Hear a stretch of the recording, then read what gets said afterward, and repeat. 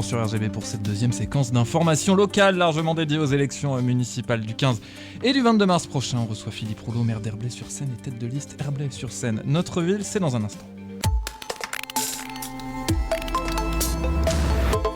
Objectif, 6 ans de plus à Herblay. Bonsoir Philippe Rouleau. Bonsoir, merci pour votre invitation. Vous êtes maire d'Herblay-sur-Seine depuis 2014 et vous portez la liste Herblay-sur-Seine, notre ville. Je cite vos propos dans votre déclaration de candidature. Il en faut de l'énergie, du courage et même de l'audace. Est-ce que vous avez encore tout ça après 12 ans de mandat ? Écoutez, au risque de vous surprendre, j'en ai encore plus. Donc j'ai cette énergie qui est liée à la passion de ma ville d'Herblay-sur-Seine. D'abord le nom Herblay-sur-Seine, je l'ai changé. J'ai rajouté sur Seine donc en 2017. Je vis dans cette ville depuis 34 ans maintenant. Mes enfants ont fait toute leur scolarité. J'ai déménagé 4 fois, donc ça m'a permis aussi de voir tous les beaucoup de quartiers dans notre ville. Et oui, j'ai toujours cette passion, cette énergie, et qui est encore renforcée d'ailleurs par l'équipe que je viens de constituer. Je suis très très fier d'avoir présenté cette nouvelle équipe avec des gens qui viennent de tous les quartiers et qui ont vraiment envie de donner pour leur ville. Il y a une volonté de faire une continuité, mais aussi un renouvellement quand même, faire le bilan et se dire ok, on part avec d'autres gens et faisons un peu autre chose. Oui, c'est les deux. Je crois que c'est bien aussi de faire un renouvellement. D'abord, il y a un renouvellement naturel, et puis il y a aussi des gens avec lesquels je n'ai pas souhaité poursuivre. Donc ceux qui restent avec moi, ce sont des gens qui ont de l'expérience, et puis beaucoup de gens qui sont impliqués dans leur ville et qui ont vraiment envie de donner de leur temps pour les autres.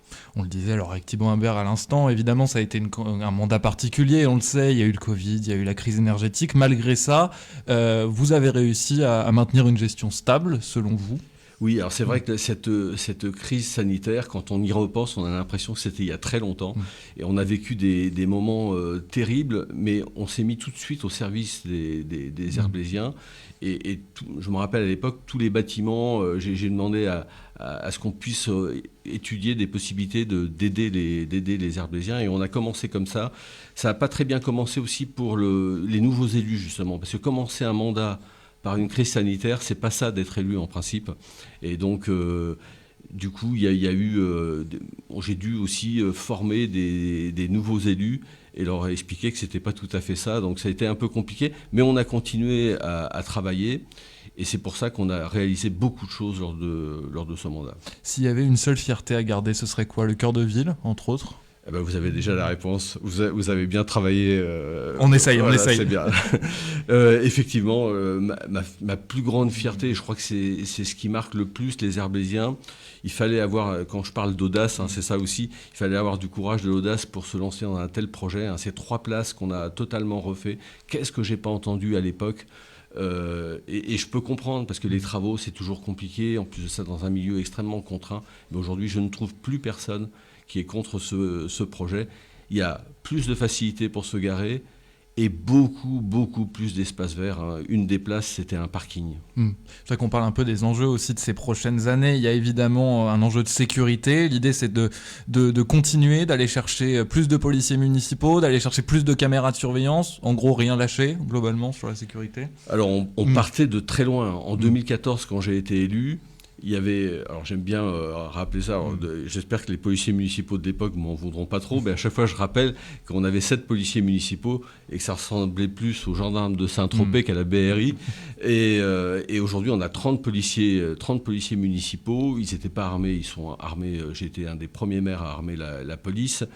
On n'avait pas de vidéosurveillance. Aujourd'hui, on a 85 caméras de vidéosurveillance. On n'avait pas de centre de supervision urbain. Aujourd'hui, on en a 2. D'ailleurs, si je peux me permettre, il y a une concurrente qui dit qu'on n'a pas de vidéosurveillance 24 heures sur 24. Elle ne s'est pas bien renseignée. Bien sûr, on a la vidéosurveillance 24 heures sur 24 de l'agglomération, mais on a rajouté un CSU avec du personnel de la ville en complément.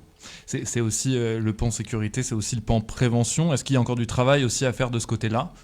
Oui, alors pour moi, la prévention, c'est la présence dans les quartiers. J'ai toujours été très très présent vis-à-vis de la population. Je fais ce qu'on appelle des permanences mobiles. Tout à l'heure, je recevais d'ailleurs un Herblésien dans un quartier excentré, et je lui disais que pendant la campagne, j'allais à leur rencontre, mais en réalité, c'était une continuité, puisque pour moi, je suis toujours en campagne. C'est-à-dire que ces permanences mobiles, je le fais tout au long de l'année et durant les 6 ans de mandat. Il y a aussi l'enjeu des HLM, cette loi SRU, cette fameuse loi SRU. Aujourd'hui, comment vous vous situez? Comment on atteint ces fameux 25%, en l'occurrence maintenant? Un nouveau quartier ou pas? C'est quoi le sujet pour vous? Alors, il se dit beaucoup de choses dans cette campagne. Soi-disant, je suis un bâtisseur, etc. Vous venez de le dire, on a des obligations par rapport à cette loi SRU. Aujourd'hui, on est à 20% et non pas 16,5% comme le dit une de mes concurrentes. On est à 20%. Et pour arriver à 20%, on était à 15% en 2014. Donc il a fallu 12 ans pour augmenter de 5%. Pourquoi ? Parce qu'il s'agit de pourcentage. Et quand il s'agit de pourcentage, c'est-à-dire que quand ça se construit en non social, il faut construire encore plus. Oui. Donc faire 25%, ça équivaudrait à faire 3 fois le quartier des Bayonnes. Donc je ne peux pas faire ça. Donc je continue à construire, au moins pour maintenir ces 20%. Mais je ne souhaite pas aller au-delà, même si je sais que la loi m'oblige à aller vers là. Mais en tout cas, je fais partie des maires qui construisent. Et c'est pour ça qu'on n'a pas d'amende de l'État, parce qu'on construit des logements et on a une dynamique de construction. Je voudrais qu'on parle un petit peu de social, d'associations aussi. Il faut continuer à soutenir les associations. Alors ça, c'est moi qui le dis. Pour le coup, je l'assume volontiers. Quelle politique aujourd'hui vous voulez porter pour les associations ? On sait qu'il y a des énormes difficultés financières pour les associations. Évidemment, il n'y a pas que de l'argent. Comment vous comptez poursuivre cette collaboration ? Alors, Herblay, on a un tissu associatif qui est énorme, puisqu'on a 200 associations. On fait chaque année, comme toutes les villes, un salon des associations, mais qui est plutôt premium. C'est-à-dire qu'on fait vraiment, on déploie des moyens énormes. Et vous venez de le dire, c'est important également. Au-delà de la subvention, on apporte d'abord des prêts de salle, et puis un soutien logistique qui est très apprécié des associations. Donc pour moi, c'est important. C'est ce qui fait le dynamisme de la ville, le tissu associatif. Comme les commerçants aussi participent, même s'ils n'habitent pas forcément la ville, ils participent au dynamisme de la ville. Donc pour moi, ce qui est important, c'est de continuer à échanger avec eux, d'être à leur écoute. Il y a des associations d'ailleurs qui ne nous demandent même pas de subvention et qui sont très contents d'avoir un support logistique important de la ville. Je voudrais qu'on parle aussi de démocratie participative. C'est un très grand sujet qui est beaucoup ouvert pendant ces municipales. On a eu l'une de vos opposantes qui l'a dit à ce micro. Ça se passe bien à la mairie d'Herblay-sur-Seine. À côté, vous avez votre autre opposante, Cécile Rilhac, qui dit l'inverse.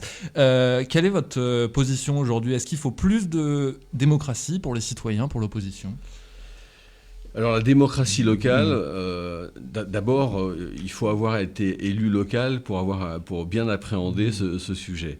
Souvent, dans une même rue, vous avez des gens qui sont totalement opposés. Je me souviens une fois, alors d'abord, je suis le maire qui a mis en place les conseils de quartier. Ça n'existait pas avant moi. On a un conseil des sages, on a un conseil municipal des jeunes très actif.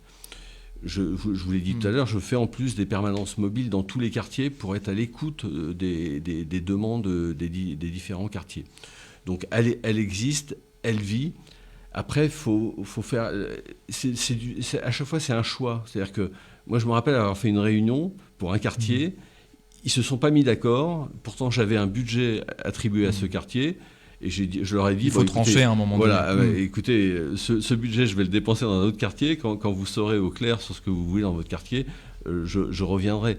Mais c'est vrai que la démocratie locale, on peut en faire toute une théorie. Quand on la vit, c'est pas si simple que ça. Mais en tout cas, je suis très attaché et je suis quelqu'un à la démocratie locale. Et je suis quelqu'un qui aime les gens et qui va vers les gens. Donc je suis très à l'écoute. Je voudrais qu'on parle rapidement, avant de terminer cette interview, du contexte de ces élections municipales à Herblay-sur-Seine. Elle fait partie des campagnes particulièrement difficiles et violentes dans le Val d'Oise, d'une opposition entre vous et notamment Cécile Rilhac qui est face à vous. Quel regard aujourd'hui vous avez sur cette campagne et qu'est-ce qu'on peut souhaiter à la fin de cette campagne qui finit dans quelques jours maintenant ?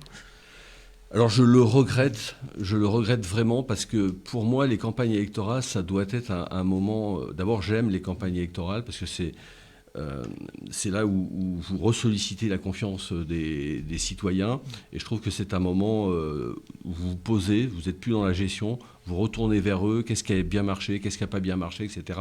Et on doit parler des projets. Donc Madame Rilhac, j'ai coutume de dire qu'elle découvre notre ville. Hein, et là, je suis très sympa quand je dis ça. Je n'arrive pas à avoir une méchanceté particulière parce que je suis quelqu'un de positif. Mais je trouve que c'est... Enfin, on ne fait pas campagne comme ça. Je trouve qu'ils sont animés par une certaine haine. Et en fait, tout est dirigé contre moi. Il n'y a pas grand-chose de propositions constructives pour les Herblésiens et je trouve ça anormal en fait de dire tout un tas de choses, essayer de me déstabiliser. Bon, après les Herblésiens sont pas dupes, hein, je pense, hein, dans leur grande majorité, mais je trouve vraiment dommage, hein, et je trouve voilà, je suis un petit peu sans voix, ça me laisse sans voix et je l'ai déclaré sur Facebook, ça fait peur même. C'est-à-dire que des gens qui sont prêts à tout pour essayer de me déstabiliser. Merci Philippe Rouleau d'avoir été avec nous. Merci pour votre invitation. Herblay-sur-Seine, notre ville, c'est la fin de cette séquence d'informations évidemment. Je vous donne rendez-vous à 18h45, on partira à Boisemont dans une beaucoup plus petite commune, mais c'est pas inintéressant quand même. Je vous souhaite une très bonne dizaine de minutes qui restent sur RGB et je laisse la parole à Damien pour la programmation.